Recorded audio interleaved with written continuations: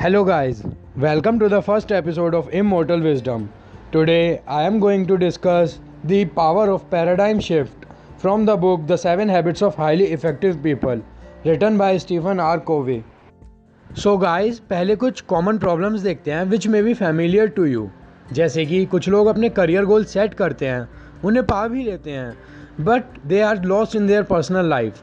वो अपनी फैमिली को टाइम नहीं दे पाते, इसी वजह से वो लोग खुश नहीं रह पाते हैं.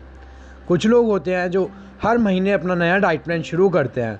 वो लोग जानते हैं कि वो ओवरवेट हैं, चाहते हैं कि वो चेंज हो जाएं, कहते हैं खुद से कि मैं कर सकता हूँ, आई कैन चेंज. लेकिन क्या होता है, कुछ हफ्ते बाद वो लोग उस प्लान को छोड़ देते हैं. वो अपने से किया हुआ प्रॉमिस तक नहीं रख पाते हैं. कुछ लोग बिज़नेस शुरू करते हैं इफ़ेक्टिव मैनेजमेंट ट्रेनिंग की कोचिंग लेकर. वो हार्डवर्क करते हैं अपने एम्प्लॉयज़ के साथ फ्रेंडली बिहेव करने के लिए, उन्हें सही से ट्रीट करने के लिए. लेकिन उसके बाद भी वो अपने एम्प्लॉयज़ की तरफ से कोई लॉयल्टी फील नहीं करते हैं. उनके एम्प्लॉयज़ सेल्फ रिस्पॉन्सिबल नहीं होते हैं, इंडिपेंडेंटली वर्क नहीं करते हैं.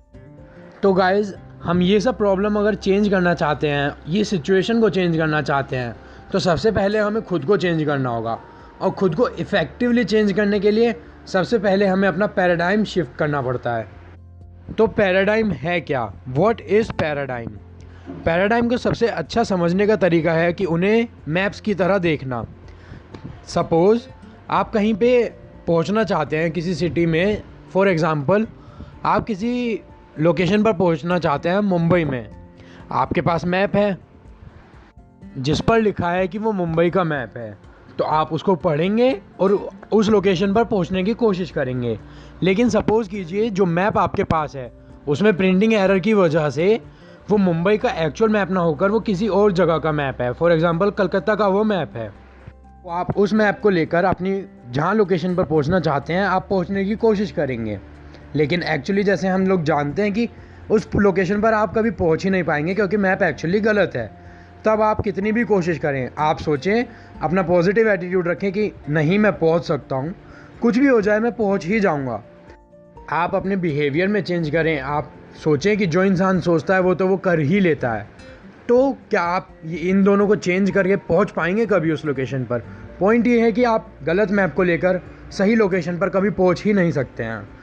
सो आपका behaviour change and your positive attitude known as personality ethic. तो पैराडाइम से रिलेटेड मैं आपको एक रियल लाइफ स्टोरी बताता हूँ मिस्टर एंड मिसेस शर्मा की और उनके बेटे अमन की. अमन फिज़िकली बहुत थिन था और मेंटली इतना ज़्यादा स्ट्रॉन्ग नहीं था. तो उसके जब स्कूल में नंबर नहीं आते थे या फिर वो जब अपने दोस्तों के साथ खेलने जाता था तो उसके दोस्त उसका मजाक उड़ाते थे क्योंकि ना तो वो बैट उठा पाता था ना उसके मार्क्स अच्छे आते थे. तब उसके पेरेंट्स उसके दोस्तों को बोलते थे कि इसको चिढ़ाओ मत, ये अभी सीख रहा है.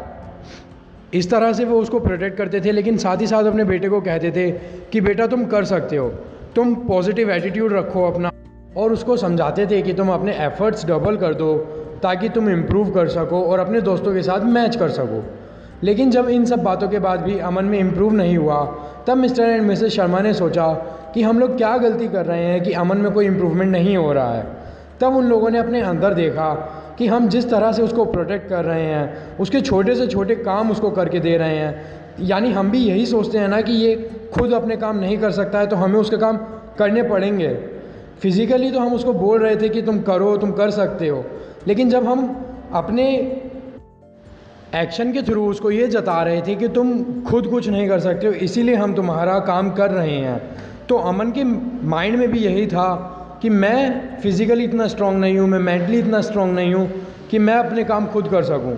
तो वो इम्प्रूव नहीं कर पा रहा था.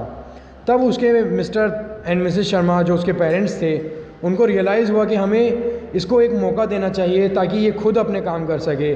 तो ये था एक पैराडाइम शिफ्ट उनकी लाइफ में, मिस्टर एंड मिसेस शर्मा की. तब धीरे धीरे उन लोगों ने अमन को पॉजिटिव एटीट्यूड तो सिखाया, बिहेवियर चेंज सिखाया, उसको बोला कि तुम अपने एफ़र्ट्स डबल करो, साथ ही साथ उसको प्रोटेक्ट करना बंद कर दिया ताकि वो अपने काम खुद कर सके. तो इससे क्या हुआ, अमन को भी रियलाइज़ हुआ, अमन को टाइम दिया गया कि वो खुद अपना काम करे. तो उसने धीरे धीरे जितना उससे होता था उसने धीरे धीरे करना शुरू किया और वो धीरे धीरे इम्प्रूव करता चला गया. तो दोस्तों, आपने देखा कि पैराडाइम कितने ज़्यादा पावरफुल होते हैं.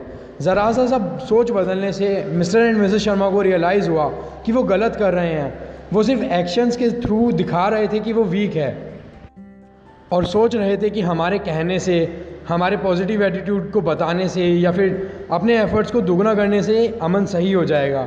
लेकिन ऐसा नहीं था। उन्होंने अपना पैराडाइम शिफ्ट किया और उसके थ्रू अमन में कितना ज़्यादा इम्प्रूव हुआ।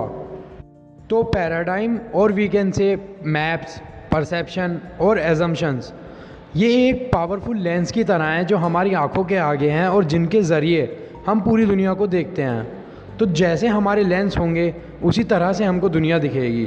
तो हमारा पैराडाइम शिफ्ट होना बहुत ज़रूरी है इन द राइट डायरेक्शन। याद है मैंने अपना पहला पैराडाइम शिफ्ट कब एक्सपीरियंस किया था। मैं काफ़ी मुश्किलों में था। मैं ये सोच रहा था कि सबसे ज़्यादा दिक्कतें इस दुनिया में मैं ही फेस कर रहा हूँ।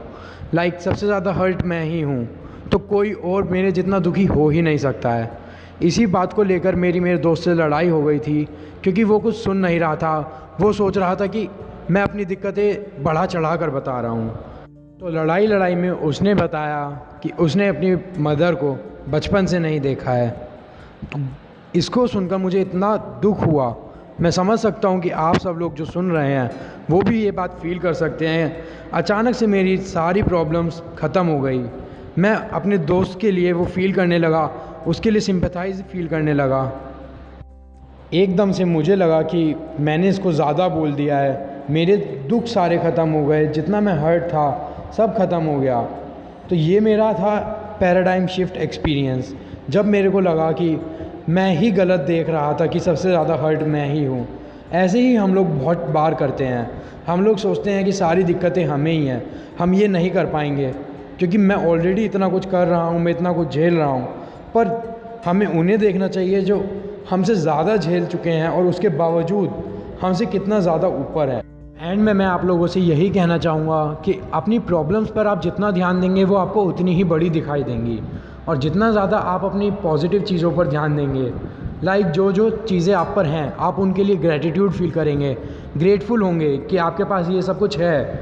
आप उनका सही यूटिलाइजेशन देख पाएंगे और लाइफ में कुछ ना कुछ ज़रूर अचीव कर लेंगे।